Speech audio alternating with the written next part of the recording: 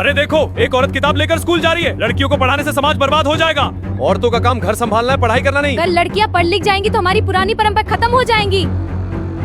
बहन, आप भी आया करो पढ़ने। न बहन, जो स्त्री पढ़ना लिखना सीखेगी उसका पति मर जाएगा। ऐसा नहीं होता, ये गलत सोच है। मैं अपने पति को मारना नहीं चाहती।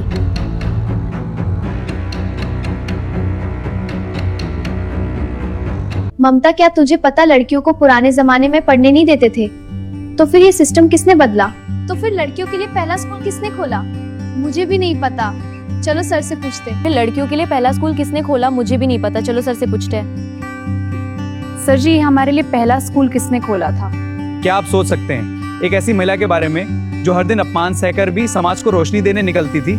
ये कहानी है सावित्रीबाई फुले की, भारत की पहली महिला शिक्षिका की। चलो पानी ले चलते हैं। हाँ चलो, मौसम अच्छा है, बच्चे इंतजार कर रहे होंगे। हाँ, वो खुश हो जाएंगे। गांव कितना सुंदर लग रहा है, पेड़ की छाया में बैठेंगे। ठीक है। भारत का एक ऐसा समय जिसमें छिपा है काला सच, खासकर बेटियों के लिए। एक ऐसा समय जब बेटा स्कूल जा सकता था, लड़के स्कूल जाया करते थे, पर लड़कियों को स्कूल जाने की आज्ञा नहीं थी।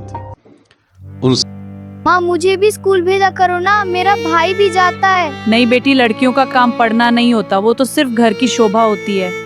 लेकिन माँ, उनसे सिर्फ घर के काम करवाए जाते थे। घर के काम, और छोटी सी उम्र में ही उनकी शादी कर दी जाती थी। ये वो समय था। ये क्या कर रही हो? लड़कियां घर का काम सीखती हैं, किताबें पढ़ना लड़कों का काम है। लेकिन दादी, मुझे पढ़ना है। पढ़ाई छोड़ो, घर का काम करो। नहीं, मैं पढ़ूंगी। लड़के स्कूल पढ़ने जाते थे, लड़कियां सिर्फ घर का काम करती थी, चुपचाप अपनी किस्मत को सहन कर रही थी। वो सपने तो देखती, पर सपने उनके अधूरे रह जाते। समाज सिर्फ ये सोचता था कि शिक्षा सिर्फ और सिर्फ पुरुषों के लिए है, लड़कियों के लिए नहीं। उनका काम है घर में रहना, बच्चों को संभालना, बस यही लड़की का काम था। ये क्या कर रही हो? लड़कियां घर का काम सीखती हैं, किताबें पढ़ना लड़कों का काम है। लेकिन दादी, मुझे पढ़ना है। पढ़ाई छोड़ो, घर का काम करो। इसी अंधकार में एक सूर्य की किरण पैदा हुई। ये दिन था 3 जनवरी 1831। ये वो किस्मत वाला दिन था जब माता सावित्रीबाई फुले ने संसार में जन्म लिया। मेरी प्यारी बच्ची, तुम मेरी दुनिया हो। मैं चाहती हूँ कि तुम स्कूल जाओ, पढ़ो लिखो। तुम बड़ी होकर सबको सिखाओगी, बदलोगी दुनिया। माँ हमेशा तुम्हारे साथ है। उनका जन्म नया गांव, जिला सतारा, महाराष्ट्र में हुआ।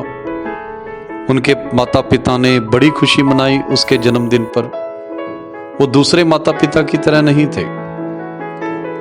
सावित्रीबाई फुले बचपन से ही लीडर स्वभाव की थी, निडर थी, डरती नहीं थी किसी से। फिर से मारो। ठीक है, एक वो और। खेलते समय भी बच्चों की लीडर हुआ करती थी। तुम उस छोटी लड़की को क्यों परेशान कर रहे हो? ये गलत है। चुप रहे, ये तुम्हारा क्या काम है? मैं सबको पढ़ने का हक दिलाऊंगी, तुम रोक नहीं सकते। हट जाए यहाँ से, वरना देख लेना। डर नहीं लगता मुझे, सब बच्चे मिलकर तुम्हें रोकेंगे। धन्यवाद दीदी। घर में माता पिता का हाथ बटाती, हर काम बड़ी खुशी खुशी से करती। बचपन में निशाना बड़ा पक्का था उसका। पत्थर से या गुलेल से वो फल तोड़ लिया करती थी, अपने साथियों को खिलाती। एक बार जंगल में कोई सांप किसी पक्षी के आलने पर अंडे खा रहा था, तो माता सावित्रीबाई फुले ने अंडे बचा लिए। अंडों को मत खा, गुलेल घर पे आई तो घर वालों से बड़ी डांट पड़ी कि सांप उसको भी लड़ सकता था, गिर गया। पर वो डरती नहीं थी। सावित्री, तुझे कुछ हो जाता तो? अगर सांप तुझे काट लेता तो तुझे माता सावित्रीबाई फुले का विवाह, उनकी शादी बचपन में ही हो गई। उस समय ये बीमारी थी कोढ़ की तरह बच्चों की शादी करने की। सिर्फ 9 साल की उम्र थी। किस्मत से उनकी शादी महात्मा ज्योतिराव फुले से हुई। उनकी उम्र 13 साल की थी। बड़े ही क्रांतिकारी स्वभाव के थे। एक बार वो अपने दोस्त की शादी में गए। उनका एक दोस्त था सखाराम। सखाराम ने महात्मा ज्योतिराव फुले को अपनी शादी में बुलाया। तुम यहाँ क्या कर रहे हो? तुम्हारी हिम्मत कैसे हुई यहाँ आने की? मैं अपनी मर्जी से नहीं आया, उस सखाराम ने मुझे बुलाया। सखारम ने बुलाया, पर तुमको अपनी औकात याद रखनी चाहिए थी। तुम नीच हो, नीच तुम्हारा या कोई काम नहीं। तुम लोग हमारे घर में आए, वो भी हमारी शादी में, कहां से आ गए? क्या मतलब? चले जाओ वरना अंजाम बहुत बुरा होगा। हम नहीं डरते। तो देखो हमारा गुस्सा।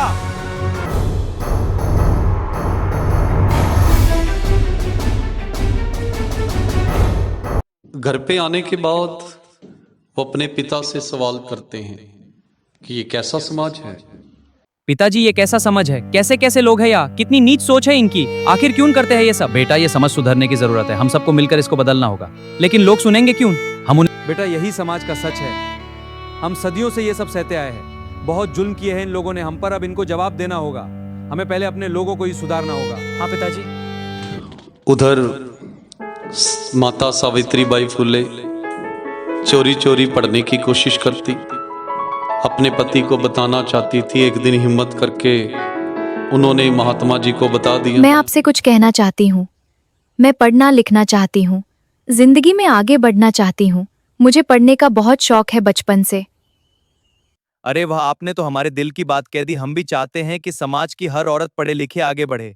आज आपकी आंखों में हमें एक क्रांति दिखाई दे रही है, वो क्रांति जो आगे चलकर करोड़ औरतों के लिए प्रेरणा का स्रोत बनेगी। माता सावित्रीबाई फुले बहुत खुश थी कि जो सपना मेरे माता पिता पूरे नहीं कर सके वो मेरे पति ने पूरा किया। मुझे मेरे पति से पढ़ाई की अनुमति मिल गई है। देखो, ये कागज है। अब मैं पढ़ सकती हूँ। ये बहुत खुशी की बात है। धन्यवाद मेरे पति।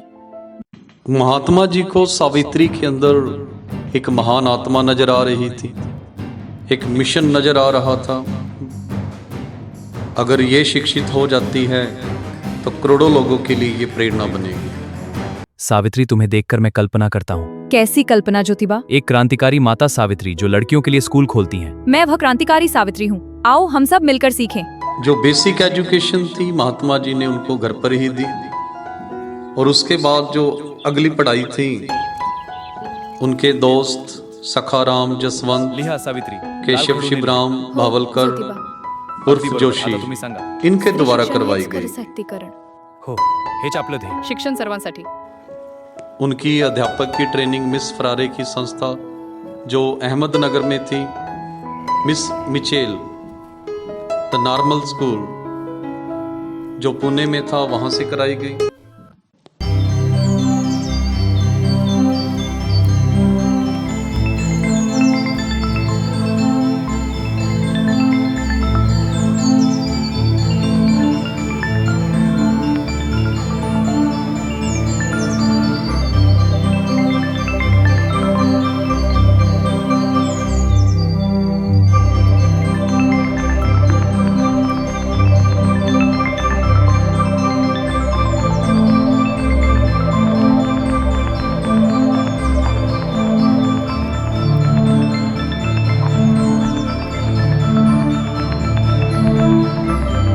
पढ़ने लिखने के बाद अब माता सावित्रीबाई फुले के मन में एक विचार आया कि जैसे मैं पढ़ लिख गई, मेरे जैसी और पता नहीं कितनी की औरतें होंगी जो पढ़ना चाहती हैं। ये अशिक्षित लड़कियों का भविष्य कितना अधूरा है। शिक्षा के बिना उनका जीवन अंधकार में खो जाएगा। हमें उन्हें पढ़ाना होगा ताकि वो अपनी किस्मत खुद लिख सके। अशिक्षित लड़कियों का भविष्य, वो कैसे जिएंगी? मुझे स्कूल जाना है। मैं इनकी मदद करूंगी। इस बालिकाओं महान ज्ञान ही और सबसे बड़ा धन क्रांतिकारी है। सोच वाली हाँ गुरु माता, माता तुम सब सावित्रीबाई परिवर्तन फुले लाओगी। सच में आप और क्रांतिकारी महात्मा हैं। ज्योतिराव फुले ने 14 जनवरी आपने क्रांति शुरू की है। 1848 को लड़कियों का पहला स्कूल खोला, जिसकी पहली अध्यापिका थी माता सावित्रीबाई फुले। पर दोस्तों, मेरे भाइयों, अपनी बेटियों को स्कूल भेजो। वे भी इंसान हैं। शिक्षा पाकर वे तुम्हारा नाम रोशन करेंगी। चलो अपनी पुरानी सोच बदलें। दोस्तों, ये स्कूल ऐसे नहीं खुला, बहुत विरोध का सामना करना पड़ा, बड़ा अपमान सहा, बहुत कुछ सहा माता सावित्रीबाई फुले ने। मैं जा रही हूँ भारत का इतिहास बदलने।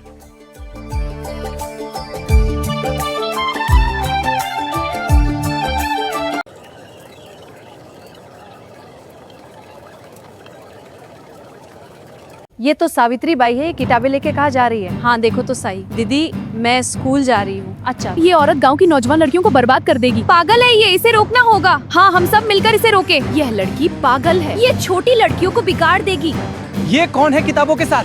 हिम्मत कैसे हुई इसे किताब छूने की? औरत होकर किताबें छू रही है, ये तो पाप है। देखो ये औरत लड़कियों को पढ़ाने जा रही है। अगर लड़कियां पढ़ लिख जाएंगी तो समाज का क्या होगा? औरतों का काम घर संभालना है। ये हमारी पुरानी परंपराओं के खिलाफ है। लड़कियों को शिक्षा देने की क्या जरूरत है? अब बेटियां भी स्कूल जाएंगी क्या? हमारे समय में ऐसा कभी नहीं हुआ। इसे रोको, ये समाज बदलना चाहती है। इसे स्कूल जाने से रोको। ये समाज के नियम तोड़ रही है। ये कैसी औरत है, लोगों की बातों से डरती ही नहीं। अरे देखो, एक औरत किताब लेकर स्कूल जा रही है। लड़कियों को पढ़ाने से समाज बर्बाद हो जाएगा। औरतों का काम घर संभालना है, पढ़ाई करना नहीं। अगर लड़कियां पढ़ लिख जाएंगी तो हमारी पुरानी परंपरा खत्म हो जाएंगी। शिक्षा हर इंसान का अधिकार है। बेटियां भी पढ़ेंगी, आगे बढ़ेंगी। ज्ञान से ही समाज बदलता है। मैं तब तक नहीं रुकूंगी जब तक हर बेटी को शिक्षा नहीं मिल जाती।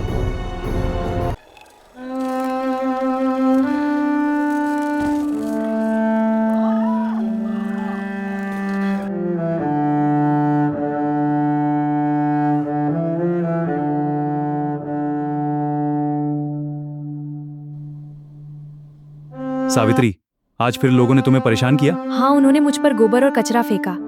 वे नहीं चाहते कि बेटियां पढ़ें। तुम्हें यह सब सहना पड़ रहा है, फिर भी तुम डटी हुई हो। मैं कल से एक साड़ी अलग से लेके आऊंगी। ये अपनी आदत नहीं बदलेंगे। इनसे लड़कर मैं अपना सफर नहीं खराब कर सकती। समाज की बेटियां मेरा इंतजार कर रही होती है। अगर मेरे अपमान से किसी एक बेटी को शिक्षा मिलती है तो ये संघर्ष सार्थक है। तुम केवल एक शिक्षिका नहीं हो, तुम परिवर्तन की मशाल हो। मैं तब तक नहीं रुकूंगी जब तक हर लड़की पढ़ना नहीं सीख लेती। और मैं हर कदम पर तुम्हारे साथ हूँ। हम मिलकर अज्ञान के अंधकार को दूर करेंगे। कल फिर एक नया दिन होगा और ज्ञान की यह ज्योति और उज्जवल होगी। हाँ, हमारी बेटियां अवश्य पढ़ेंगी।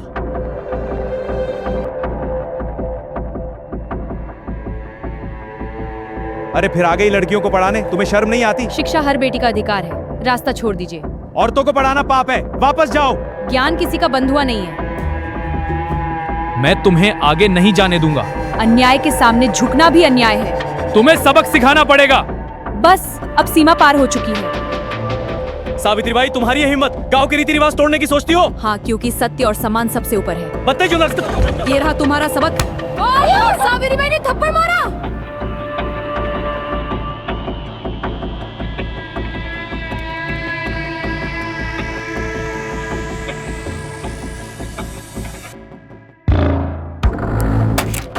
गोविंद राव, आपके बेटे ज्योतिराव और बहू सावित्रीबाई समाज के नियम तोड़ रहे हैं। वे लड़कियों को पढ़ा रहे हैं। यह हमारी परंपराओं के विरुद्ध है। आज वे लड़कियों को पढ़ा रहे हैं, कल सब बराबरी की बात करेंगे।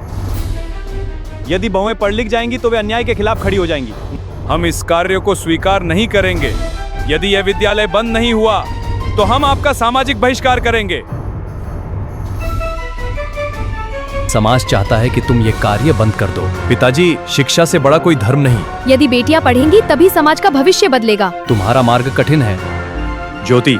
समाज का दबाव बहुत बढ़ गया है। यदि तुम ये काम नहीं छोड़ोगे तो तुम्हें ये घर छोड़ना होगा। पिताजी, मैं समझता हूँ, लेकिन ये मेरा कर्तव्य है। कर्तव्य? पिताजी, यदि घर छोड़ना पड़े तो भी हम बेटियों की शिक्षा का कार्य नहीं रोकेंगे। सत्य के मार्ग पर कठिनाइयाँ आती हैं, पर हमें पीछे नहीं हटना। बेटा देख लो, तुम्हारी मर्जी है। चलो सावित्री, अब हमारा घर वही है जहाँ ज्ञान का प्रकाश फैले। हाँ, हम हर बेटी के भविष्य के लिए आगे बढ़ेंगे। देखो, शिक्षा के लिए अपना घर छोड़ दिया। आज ये जा रहे हैं, कल इतिहास इन्हें याद करेगा।